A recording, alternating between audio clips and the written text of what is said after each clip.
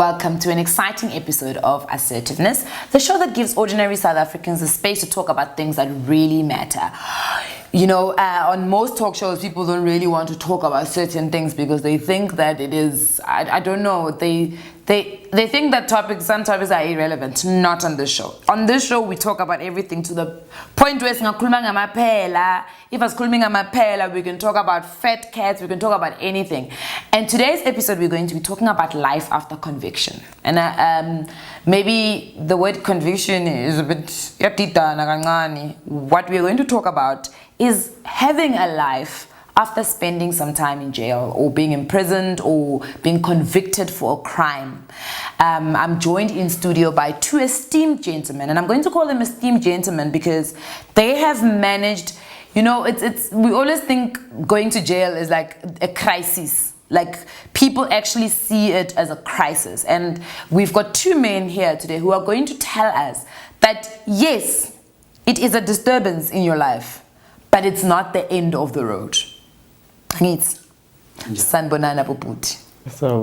Ninjan. I'm still good. I'm still good. So it means that you should be good because you are in my presence. Yeah, no. That is awesome. Welcome back. It's good to have you guys back again on a different topic altogether. Totally different topic. Right. But more than that, for those who have never, you know, had an opportunity to watch our previous episodes and know Wuti, you know, Chere Ubani, you know, give us a little bit about who's Chere, where's Chere from, what's Chere currently doing right now, you know, yeah. Okay, my name is Chere Mateke. Home is in Guatemala, but I stay in Davidson. I run a company called Chere Initiatives. I'm a life coach. I do motivational talks. I do events, lifestyle events in particular. Okay. And wellness and health. I'm very passionate with issues pertaining health. So when you say you had to explain it's lifestyle events. It's not just my event. You do far more. Are we doing, when we say lifestyle, are we talking top billing type of events, you know? For instance, Wellness and Health Expo, which is one event that I'm working on together with Oprah from his company. Is a Wellness and Health Expo. I mean, I'm talking about promotions. Okay. You know, promotions of a better quality lifestyle. Yes. Awesome. Would be jazz type of things also be part of that? Yes, that as well. Yes, music kind of a lifestyle, you know, lifestyle event. Those are the kind of events that I'm passionate about. Isn't this chilled, man? And this is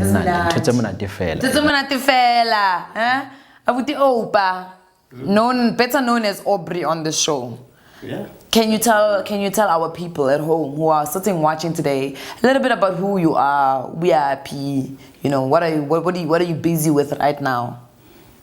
Yeah, my name is Oprah Malapile and I'm originally from Limpopo. I was born in Limpopo and I grew up in Gauteng. Okay. Yes. My parents live in Tembisa. For some time, I lived also in Tembisa and I've also lived in Katlehong, but currently I'm in Soweto. Okay. Yeah. What are you doing in Soweto? Pisngan? 9 to 5 yako, what is it?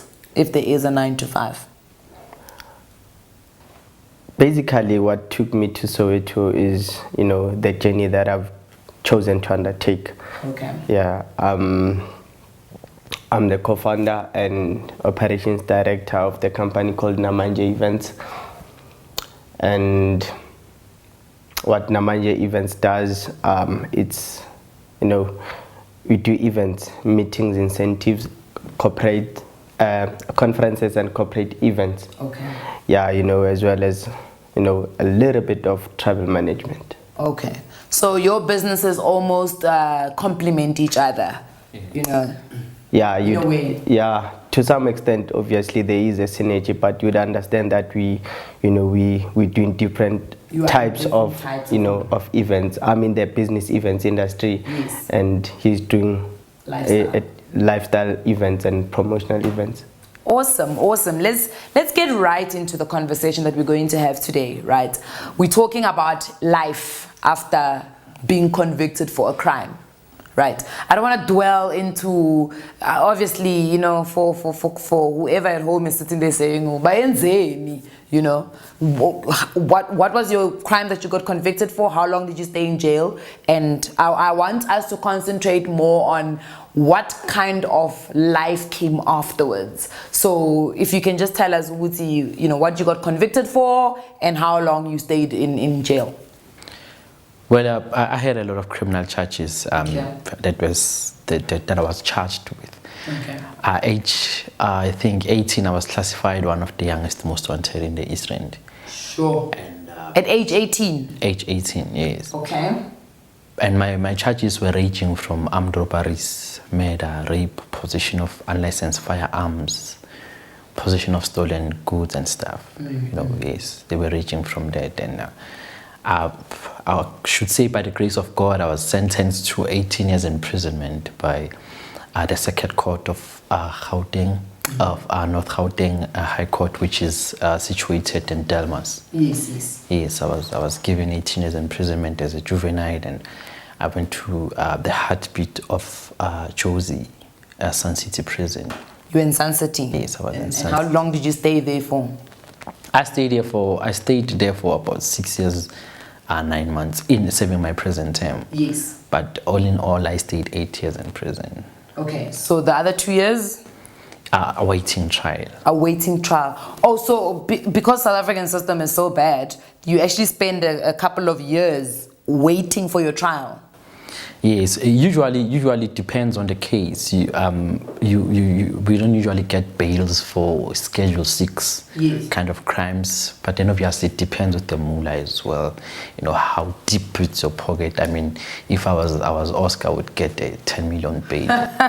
If you were Oscar, you get 10 million bail, and we keep it. We make a pants now 10 million yen. I'm going to wait for my trial outside. Oh, okay. Makes a lot of sense. So all in all, you spent 8 years in jail? Yes. 8 years. Okay, awesome. We'll come back to you. Abuti Opa, what were you convicted for?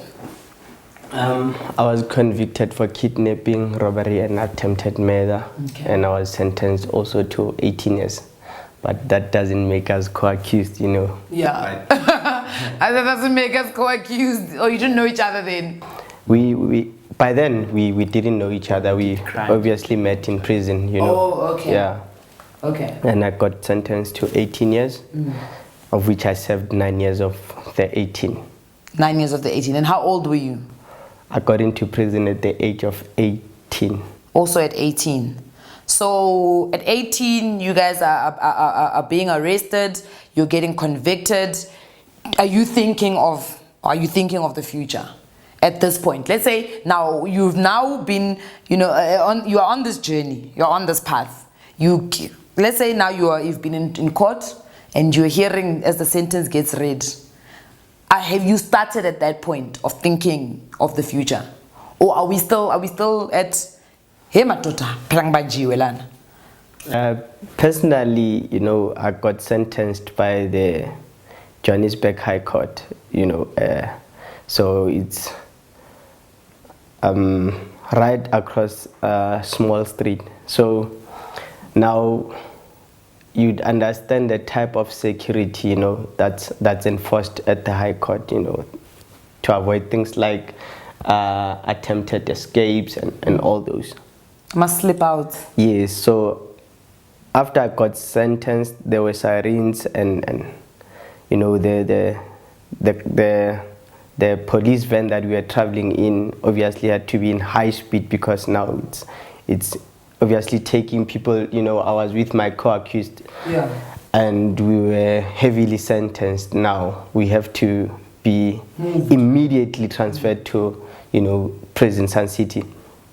So I remember seeing people walking up and down Small Street, you know, preachers, president, all of those streets, while being transferred back to prison. And that was when it actually, you know, dawned in my mind that you are gone. You're never gonna see this for the next, you know, for the next coming 9, 10, or maybe 15 years, you know.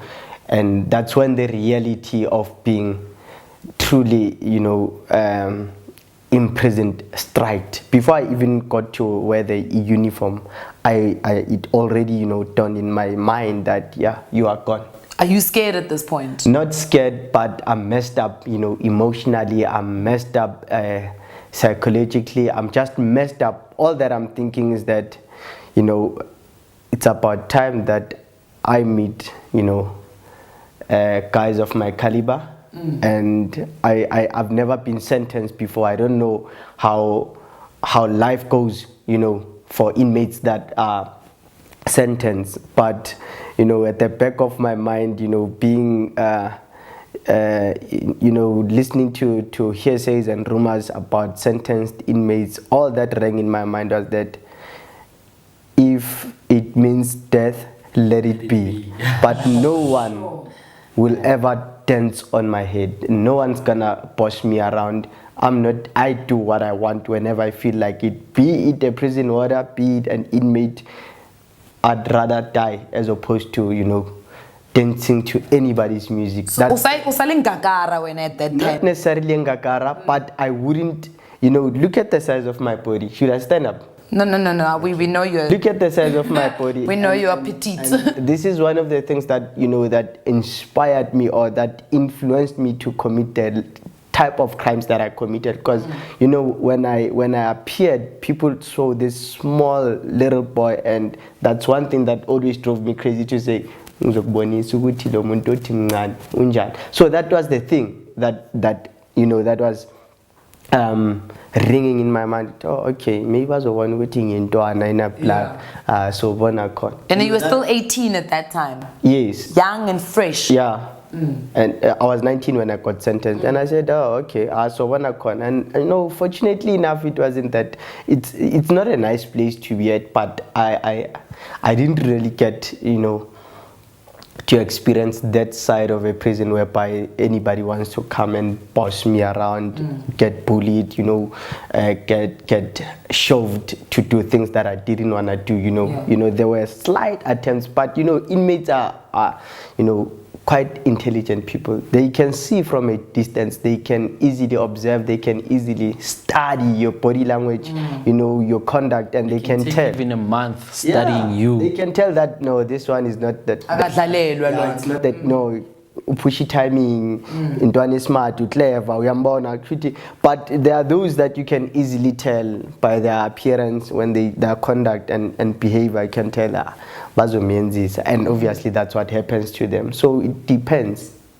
And you, Cherry, like when the sentence was delivered to you, what were your thoughts? What were the thoughts that were running, in your mind at that time? As a young boy, 20 when you probably got sentenced? I was also 19 when I got sentenced. If you've listened to TD Jake's He Motions, She Motions, in He Motions, he says something very profound there. He says, no wonder why our young black men, juveniles, when they are sentenced to life imprisonment, they shed no tear. He says that it is because of we have gone inside our man cave. We've gone inside ourselves and we've locked ourselves inside, that no one should see the pain that we're going through, the trauma and everything. We learn to shut down. We learn to close, and that no one should see this pain. No one should know what's happening and stuff. While there was confusion and fear and everything, after being sentenced, I shed no tear. They were all screaming behind me, family and everyone. But I shed no tear. I was like, okay. But I remember telling my advocate this one thing. I don't know where it came from. I remember telling him, I think a part of me was also prepared to being sentenced, because I was guilty for about, 5 months. Okay. If I'm not mistaken, yes. I was found guilty and I was busy attending court while... So you were really just waiting for the sentence? But part of me thought, Puma, and because I had escapes, then I thought, okay, this time around, should I get a chance again, I'm going to escape, And then but that day, I was so powerless, and they sentenced me. I told my advocate, I was like, you know what, when I come out of this place, I'm going to be like you. I'm going to be a better man. I remember saying that. That is amazing. Yes. I said that and I didn't understand why I was saying it, but yeah, I'm a better man. So ultimately what you were saying is you almost knew there and then that there was going to be life after this. I knew that I wanted to be a better person. To be a better person. We're going to take a short, quick ad break, and when we come back, we're going to touch a little bit more into, you know, the journey now, moving from where you guys were to where you are right now, because for me, that is the most important. I think a lot of people don't understand the beauty of that journey, you know. So at home, please don't go away.